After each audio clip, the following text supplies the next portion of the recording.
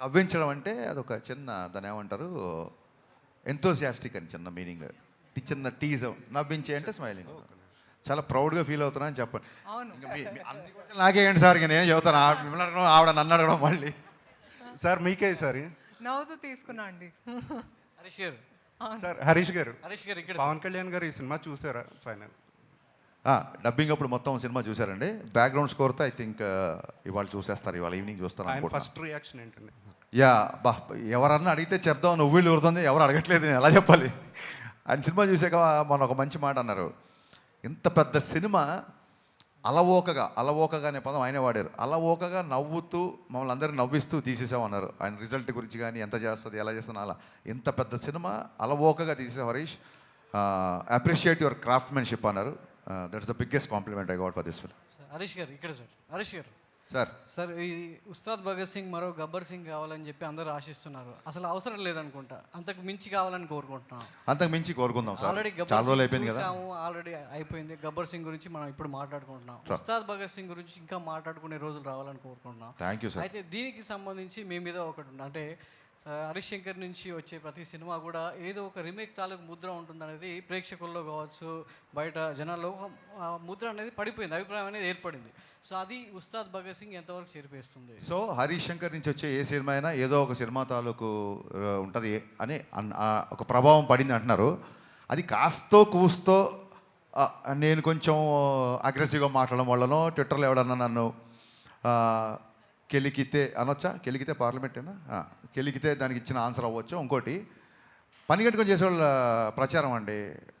నా మిరపకాయ రీమేక్ కాదు, నా సుబ్రహ్మణ్యం శైల్ రీమేక్ కాదు, నా డీజే రీమేక్ కాదు.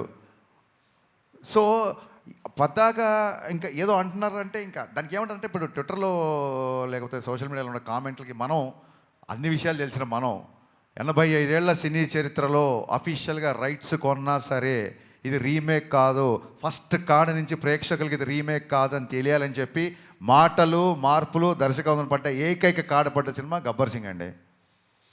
నాకు ఇంకో పెద్ద జోక్ చెప్తా వినండి. అన్న మాకు ఇంకో గబ్బర్ సింగ్ ఇవన్నా అంటారు, అన్న రీమేక్ చేద్దాని అంటారు. మరి గబ్బర్ సింగ్ రీమేకే కదరా.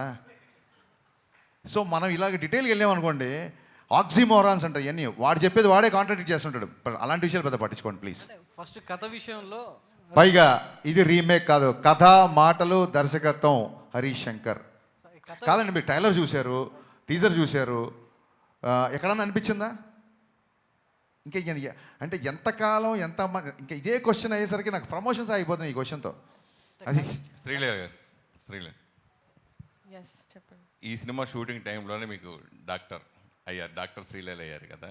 సో దాని గురించి ప్లస్ ఈ సినిమాలో వచ్చే సినిమాలో కూడా ఆ పేరు కానీ ముందే వేసుకునే అవకాశం ఉంటే డాక్టర్ శ్రీలేఖ అని వేసుకునే అవకాశం ఉంటుందా?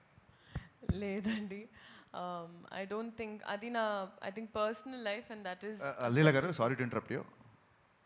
ఈ సినిమా ఈ క్వశ్చన్ సురేష్ గారు ఏదైతే ఉందో ఈ క్వశ్చన్ మా సినిమా ప్రమోషన్కి ఉపయోగపడే క్వశ్చన్ కాదు. ఆవిడని యాక్టర్ శ్రీలీలగా అడగండి. డాక్టర్ శ్రీలీలగా మీరు ఎంత బాగా చదువుతున్నారు, పేషెంట్లు ఎలా చూడబోతున్నారు. నేను అడిగింది శ్రీలేఖ, నేను ఒప్పుకోవట్లా. నేను శ్రీలేఖని అడిగా, నేను ఒప్పుకోవట్లా. శ్రీలేఖ గురించి చెప్పండి, చెప్పమ్మా. సో నాకు బాగుందండి, మీరు ఇద్దరు అన్న తమ్ముళ్ళ కొట్టుకోండి. ఇక్కడ ఇంట్లో ఉన్న అన్న తమ్ముళ్ళు చాలా నాకు. సో సినిమాలో ప్రేక్షకులు హీరో విలన్తో కాన్ఫిడెంట్ అవ్వాలని కోరుకుంటారు. అలాగే సురేష్ ఉన్నప్పుడు ఆడియన్స్ ఎక్స్పెక్టేషన్స్ మ్యాచ్ చేయకపోతే కష్టం కదా. ఇప్పుడు ఆయన క్లిక్ బేట్ దొరికింది. చెప్పమ్మా. లేదండి, so that is huge mile stone నాకు నా పర్సనల్ లైఫ్లో. అండ్ ఆ విషయంలో ఐ థింక్ ఈ మూలక I would like to thank నా ఇప్పటి వరకు పనిచేసిన all my teams and my technicians. ఎందుకంటే కొంచెం నాకు ఎగ్జామ్స్ అప్పుడు అటు ఇటు డేట్స్ అడ్జస్ట్మెంట్ కూడా చేసినందుకు. So I would thank the film industry for that. And చదువుకున్న అమ్మాయిలు కూడా సినిమాలకి రావచ్చు అని ఐ థింక్ ఈ ఒక నా ద్వారా నేను చెప్పదలుచుకుంటున్నాను. And it's a very safe place. అలాగే డాక్టర్ శ్రీలీల హాస్పిటల్లో యాక్టర్ శ్రీలీల సెట్లో. Thank you. ఎప్పుడు హాస్పిటల్ పెడుతున్నారు? త్వరలో ఈ సినిమా హిట్ చేసిన తర్వాత అప్పుడు ఇంకా నీకేదైనా రోగం వచ్చినప్పుడు. నాకు ఎప్పుడో రాగ. సరే హరీష్ గారు సార్, ఈ cinema Ustaad Bhagat Singh pre release వేడుకలో పవన్ కళ్యాణ్ గారు ఒక క్లారిటీ అయితే ఇచ్చారు సార్. అంటే ఆయన తర్వాత సినిమాలు చేస్తారా లేదా అని ఒక డైలమా ఉండేది అందరికీ, ఫ్యాన్స్కి. ఈ సినిమా చూసిన తర్వాత, ఈ సినిమా చేసిన తర్వాత ఇలా నా డేట్లు అడ్జస్ట్ చేసుకుని నా టైం ప్రకారం సినిమా చేస్తే నేను కంటిన్యూగా సినిమాలు చేస్తాను క్లారిటీ ఇచ్చారు ఈ సినిమా వల్ల. అవును. సో మీరు ఆ క్రెడిట్ మీకు, నవీన్ గారికి, అంటే ఒకవైపు రాజకీయాలు, నాతో ఎవరు సినిమా చేయాలనుకున్నా హరీష్ దగ్గరికి, హరీష్ మైత్రి వాళ్ళ దగ్గరికి పంపిస్తాను అన్నారు ఆయన. సో క్లారిటీగా పవన్ కళ్యాణ్ గారు ఈ సినిమాలు చేస్తారని క్లారిటీ వచ్చేసింది. సో దీన్ని మీరు ఎలా తీసుకుంటున్నారు కాంప్లిమెంట్? అద్భుతంగా తీసుకున్నాం. ఖచ్చితంగా ఆయన ప్రతి సంవత్సరం ఒక సినిమా, కుదిరితే 2 సినిమాలు చేయాలని కోరుకునేవాళ్ళు. యాజ్ అభిమానిగా, యాజ్ దర్శకుడిగా, అట్ ద సేమ్ టైం ఒక వెల్విషర్గా ఆయన భయంకరమైన చారిటీ పనులు చేస్తుంటారు కాబట్టి, ఆయనకి ఆర్థిక మూలాలు బలంగా ఉండాలి కాబట్టి ఖచ్చితంగా ఆయన సినిమా చేయాలి. ఆయనకి వేరే ఆర్థిక వనరులు కానీ వేరే సోర్సెస్ కానీ ఏమి లేవు కాబట్టి ఆయన బేసిక్గా సినిమానే నమ్ముకున్నారు కాబట్టి ఖచ్చితంగా ఆయన సినిమా చేయాలని మనస్ఫూర్తి కోరుకుంటున్నాను. నవీన్ గారు, ఆఫ్ ఇండియాలో ఈ సినిమా రెవెన్యూ మీద ఎంత, అంటే వార్ జరుగుతుంది కదా, ఎఫెక్ట్ ఎంతవరకు ఉంటుంది అనుకుంటారు రెవెన్యూ మీద? అవుట్ సైడ్ ఇండియా అండి. Outside India sir. Middle ఈస్ట్లో కొద్దిగా ఇంపాక్ట్ ఉండొచ్చు అంతే, మిగతా చోట్ల ఏం లేదు. అంటే మీరు నార్త్ అమెరికా ఏం లేదు, యూకే, ఆస్ట్రేలియా, యూరోప్ అక్కడేం లేదు. మిడిల్ ఈస్ట్లో కొద్దిగా ఉంటుంది. మిడిల్ ఈస్ట్లో కూడా పడుతుంది. We to see how crowd will come. Harish గారు, సార్ మీరు అంటే మావాడు మామూలుడు కాదు, ఏదైనా ఇచ్చి పడేస్తాడని పవన్ కళ్యాణ్ గారు మీతో మీ గురించి చెప్పారు. అంటే ఇప్పుడు కాకపోయినా ఫ్యూచర్లో తెలంగాణ నేలకు, దేశానికి ఖచ్చితంగా సేవ చేస్తాడని ఒక మాట అన్నారు పవన్ కళ్యాణ్ గారు. ఏంటి భవిష్యత్తులో పాలిటిక్స్లోకి ఎంట్రీ ఏమైనా ఉంటుందా హరీష్ శంకర్ గారిది? అంటే దేశానికి సేవ అంటే పాలిటిక్స్ ఒకటే కాదండి, ఏదన్నా అవ్వచ్చు. ఒక టాపిక్ వచ్చినప్పుడు నేను ఇట్లా ట్విట్టర్లో హరీష్ సామాజిక విషయాల మీద స్పందిస్తాడు అని చెప్పి ఆయనకు ఎవరో పక్కన వాళ్ళు చెప్తున్నప్పుడు, ఒక బలమైన వాయిస్ ఉన్నప్పుడు ఆ వాయిస్ సమయం సందర్భం వచ్చినప్పుడు వినిపించాలి అన్నారు. It could be anything. So కొన్ని అంశాల మీద మనకంటూ ఒక పర్సెప్షన్ ఉంటుంది కదా, ఆ పర్సెప్షన్ ఖచ్చితంగా చెప్పే రోజు వచ్చినప్పుడు, నా గొంతు వినిపించాల్సిన సమయం సందర్భం వచ్చినప్పుడు అది ఏ రకంగా అయినా వినిపిస్తుంది.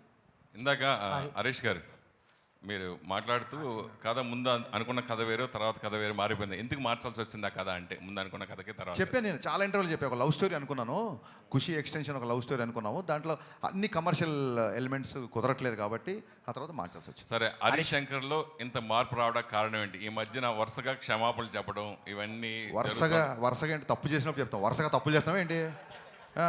వరుసగా ఏంటి? సురేష్ కొండేటి ఎలాగో మారడు కాబట్టి హరీష్ శంకర్ అన్న మారాలి అని కానీ తీసుకుంటే హరీష్ గారు ఇక్కడ సినిమా టీజర్ రిలీజ్ అయినప్పుడు ఒక శ్లోకం, భగవద్గీత శ్లోకం ఒకటి వస్తుంది. భగవద్గీత అని చెప్పి ఒక డైలాగ్ ఉంటుంది. మీ హీరోయిన్ల పేరు కూడా గీతా శ్లోక అని పెట్టారు. ఏంటండి భగవద్గీతని మనం ఇందులో ఫాలో అవుతా ఏమన్నా ఉంటుందా? ఆ రిజంబ్లెన్స్ ఏమైనా ఉంటుందా? అంటే ఏమంటారు, మనిషి తన పేరు లీలా, గీత కాదు. గీత మన యాంకర్, బట్ ఈవిడ పేరు మటుకు శ్లోక. సినిమాలో శ్లోక లేదు, ఆయన కరెక్టే చెప్పారు. ఒక పేరు రాంగ్ చెప్పారు అంతే. లీల పేరు లీలానే, శ్లోక ఈ అమ్మాయి పేరు. బేసిక్గా భగవద్గీత గురించి చెప్పడానికి ఏదన్నా ఒక దాని ఏమంటారు, ఒక మంచి విషయం చెప్పడానికి ఒక మంచి సందర్భం దొరకాలని ఎప్పుడు అనుకుంటాం. సందర్భం దొరికినప్పుడు చెప్పాలని ఉంటుంది నాకు. భగవద్గీతలో ఉన్న శ్లోకాల్లో ఏ శ్లోకం ఎవరు చదువుతారు ఏంటి అని పక్కన పెడితే, ఒక తెలుగులో ఉన్న నానుడి ఏంటంటే, శ్లోకం చదివిన వాడికి శోకం ఉండదు అని చెప్తారు. అంటే అదేదో మిరాకిల్ మ్యాజిక్ అయిపోయి మీ ఒక శ్లోకం చదవగానే మీ బాధలు వెళ్ళిపోయి మీ అప్పులు తీరిపోతాయి అని కాదు. శ్లోకం మీకు ఒక స్వాంతాన్ని ఇస్తుంది. శోకం ఉండదంటే కన్సోల్ చేస్తుంది, మనుషుల్ని కన్సోల్ చేస్తుంది, హీల్ చేస్తుంది.